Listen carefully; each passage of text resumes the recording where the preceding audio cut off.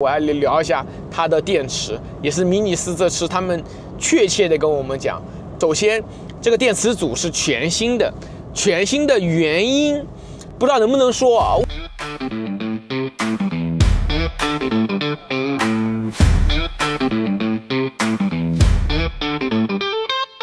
Hello， 大家好，我是辛巴，今天由我为大家带来的是50宏光 mini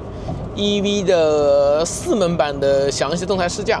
那我们现在已经开了一整天了，现在已经下午2点钟了。我们基本上一路都在开，今天逛遍了整个成都的周边的山路，包括湖边，包括高架，包括像现在的那个快速路，包括城际的这种国道，我们都开了，包括一些小路。除了高速以外，我们应该都试过了。那试过以后，我现在可以给大家做总结了。第一个是50宏光mini EV 的4代，它整的一个底盘跟之前是不一样的，它是一个新架构的产品。那我们都知道1代是完全独立的，就是创造了这个级别吧。然后2代的 GB 是完全全新做的，当时价格确实也很高，卖6万多，这也是为数不多的50宏光 mini 车系里面卖的没有那么多的产品。然后就到3代啊，3代属于复兴，它就是拿着2代 GB 的底盘，就贵的那个底盘做的一个全新的产品。那我们能看到3代的 mini 的提升还是非常巨大的。那实话实说，原来 GB 那个底盘还是有点东西的，你放在整个mini A00级里面属于降维打击了。实话实说，因为很多同级别的产品都还在说 Ctrl+C、Ctrl+V 50 mini 的初代产品，对吧？它这个车型已经不再是初代产品了，已经是2代产品了。那我们现在到了4代产品，所以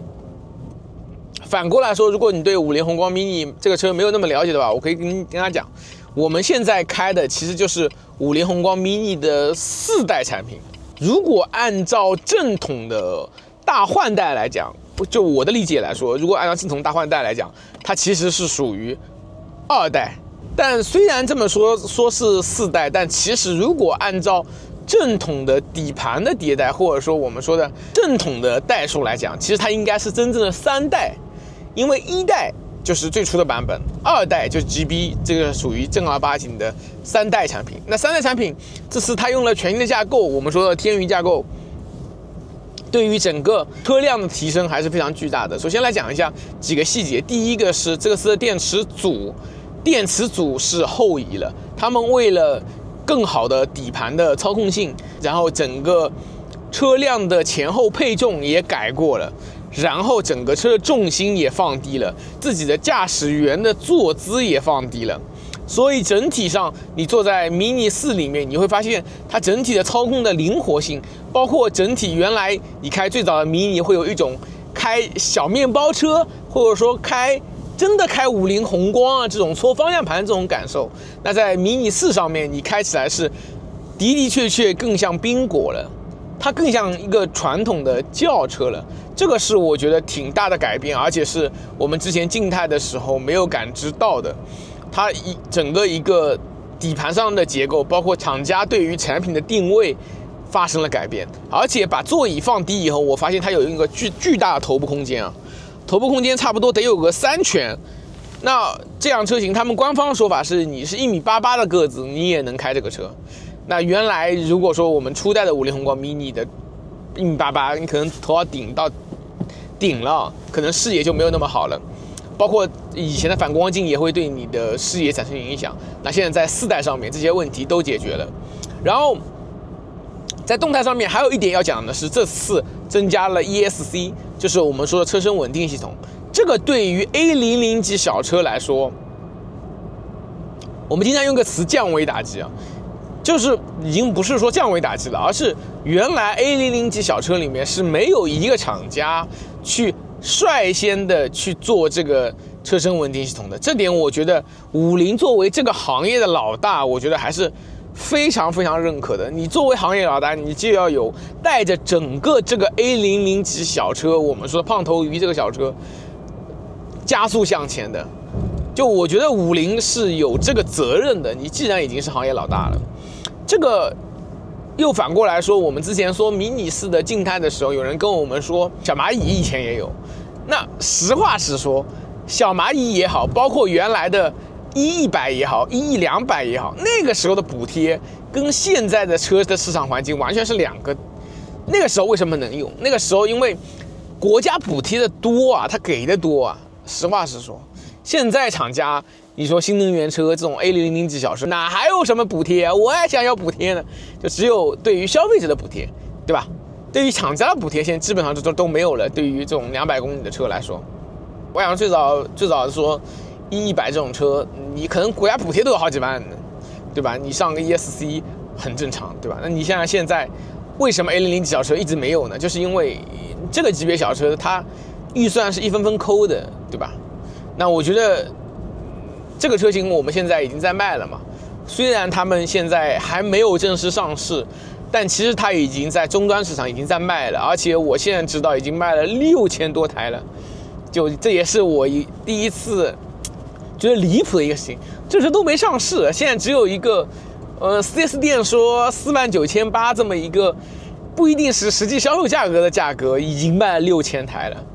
就真的挺离谱的。这是几点我觉得要讲的吧。ESC 对于这个级别消费者来说，特别对于新手司机来说，我觉得还是有用的。这个东西我觉得有就是好的，但是有一定要保证价格不要给我增加。我还是那句话，如果说很多配置你是加配置加价格，那我觉得对于 A00级小车来说，我真的可能不一定需要这个配置。如果说它还是跟原来一样，我只是打比方，跟上一代价格没有拉开很大差距，那价格差不多，有了 ESC， 有了4座，有了这么有更好的底盘，我觉得这肯定是值得的，对吧？但是如果说这个车现在要卖5万多了，那我觉得我宁可不要这些。我挺认真的，对于这个级别消费者来说，钱多难赚啊！你5000块钱的提升啊，哪怕是5000块钱，或者说1万块钱的提升，我这车可以开，真的开好几年。对于它电费来说，我觉得不增加钱才是它的关键。要同样的价格，我能用到更好的产品，这才是我觉得消费者是受到了产品的迭代的那个帮助吧，应该这么说。消费者这才是真正的受到了实惠。我觉得加钱加配置很正常的，很简单的。然后另外一个事情是我这次比较明显能感知到的，我们刚刚又跑到山路啊，山路上我觉得比较明显能感知到的是，这个车型的整体的那个底盘的稳态是要比Mini 3是有感知的变得更好了。整个底盘的稳态，我觉得跟轮胎也有关系啊。原来是12寸轮胎，现在13寸轮胎，胎也变宽了以后，我觉得整体的稳态是要好很多的。特别是我们刚刚在山路里面，差不多60多码吧，在一个双向的单车道里面去开的时候，我觉得它的整个车辆的循迹性，包括整个车辆的这种稳态的操驾，如果Mini 3满分是能做到7分的话，它应该能到8.5分，差不多这么一个底盘的提升。我觉得这辆车的底盘的质感已经超过了原来的宝骏的E300给我的驾驶感受了。那个车当年还是很能打的，实话实说。终于在迷你的4代上面，我感觉它的操控是超过了原来的E300这种感受。基本上如果是 A00级里面，它应该是没有对手的。我可以非常负责任，我开过所有的 A00级，国内在上市在卖的所有车型，我觉得 Mini 4是比我试过的所有车都是要好的，这个是你能够感知到的。就是原来这些级别的 A00级小车，如果说你第一次原来你是开正经的轿车，或者说你原来是开 A 级轿车的时候，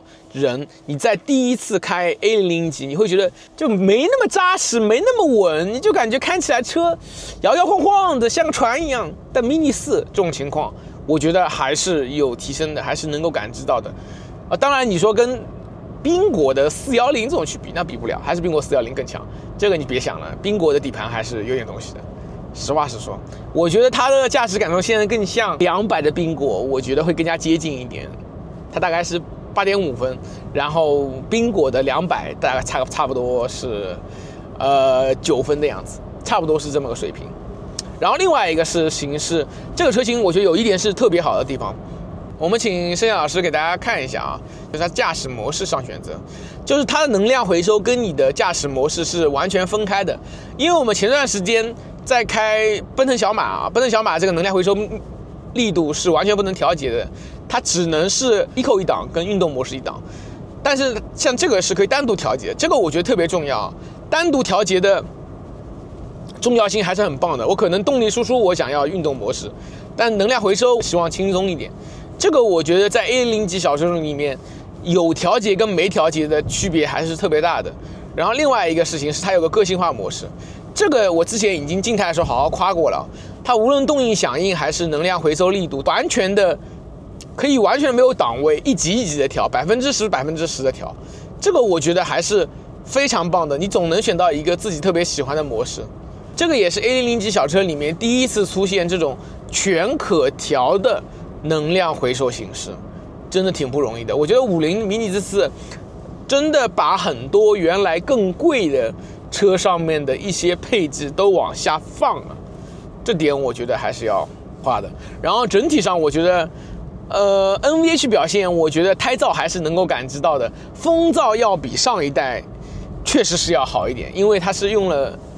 更加流线型嘛，其实很好理解。就是很多人说为什么车做的流线型，就厂家这么多厂家为什么在意这个流线型，就是因为第一个就是风阻系数能耗，另外一方面就是整体的车辆的风噪都会降低。这个在80码的时候你是明显能够感知到的，其实都不用到4代，我的迷你1代跟迷你3代，你在80码往上的风阻系数，就是风噪都有明显的区别，就明显是迷你3的风阻，迷你3的风噪 NVH 表现都要好于迷你1，迷你1那种方方正正的撞风面积跟风阻还是太明显了。这个只有你深度的试驾迷你类型，你才有这种感受。当然，这个轮胎玲珑的胎噪还是有的，还是能够感知到的。整个车也没有用双层夹压玻璃啊，当然是我奢求了，但是我就是 NVH 表现，我觉得相对于宾果来说还有进步空间啊，我是这么认为的。然后说了这么多好的地方，我们现在聊一点我觉得不足的地方，我们也给他们提意见了。我现在只可以告诉大家，我这车我还没试过，我已经给他们提了很多意见了。第一个是整个屏幕啊，整个车机屏幕，当然他们说无论主驾驶屏幕还是中间的多媒体屏，他们都重新设计了 UI， 变得更加的好看了，调节的东西也更加多了，但是没有导航。可能是考虑成本，但是它就是没有导航。我觉得有部分的粉丝，我觉得说挺对的。我觉得可能不一定是需要车载导航，车载导航可能是需要成本。我知道那个跟高德啊、跟百度啊，他们去谈，它这个车载导航的收费真的不便宜，每台车。但是你至少，我觉得后期啊，下一代改款的时候，是不是可以搞个手机互联呢？对吧？我觉得只要一块屏幕，搞个手机互联就行了，对吧？我也是有手机的，这是一个。我觉得中间这个屏幕如果有导航，我觉得拓展性会高不少。实话实说，我觉得导航也还是很实用的。然后另外一个是，我觉得很多人反映的点，我也是蛮赞成的。我觉得这个级别是的，大家都在做200公里，就200公里左右。因为之前300公里的 GB 卖的并不好，300公里价格会提升，但是我还是跟他们提了，我还是希望迷你4作为行业老大，你至少给大家一个选择，对吧？我觉得你就是把成本加上去就好了嘛。就比如说你这个标准版，比如说卖49800，你出个300公里，你电池多少钱你就多少钱，直接往上加就好了嘛。配置也不用给我加，对吧？配置不要加，你就给我加个电池。我觉得，我还是会比较认可的。我觉得这个点也是我希望50接下来能做的。不过说到电池，mini电池这次要重点讲一下。首先，这次的电池是全新的，用的不再是我们说长得很像的神联电池。这次正儿八经的就是50的神联电池。神联电池他们现在说200多万无自燃啊，对于整个50来说，这个电池组还是非常强的。我们知道50之前一直是用国轩高科的，国轩高科的厂也在柳州嘛，大家也没觉得有什么问题。但是不知道大家有没有看到啊？前段时间50开了个发布会，我明确的知道了消息，就是mini 4未来应该也会用宁德电池。就50会在mini 4上面会用宁德电池，宁德、国轩都只是电芯的供应厂商，但他们都会装载在mini 4上面，然后这次也是一个全新的电池组，这电池组根据50宏光 mini 的产品特性做了特殊的布置，它布置的更加往后了，为了配平，然后包括为了降低整个车的重心。在这个级别里面，一般我说实话，这是一个全新规格的。如果是按照真的要走那种摆烂的状态，就是应该老电池直接怼一个就完事儿了，它不会去在小车上面正儿八经的换一个密度更高的一个全新的电池组，其实是要增加成本的。最低成本就是原来 mini 3的那个电池直接给你怼上去。但50选择了一个，我觉得是会被很多人不理解，但是我认为如果是要往上做，你一定是要这样子，因为迷你4对于他们来说并不是一个小换代，是一个全新的产品。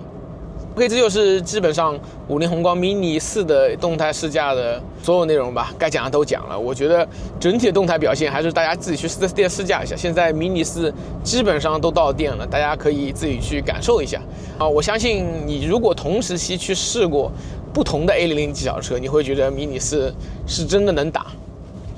是真能打。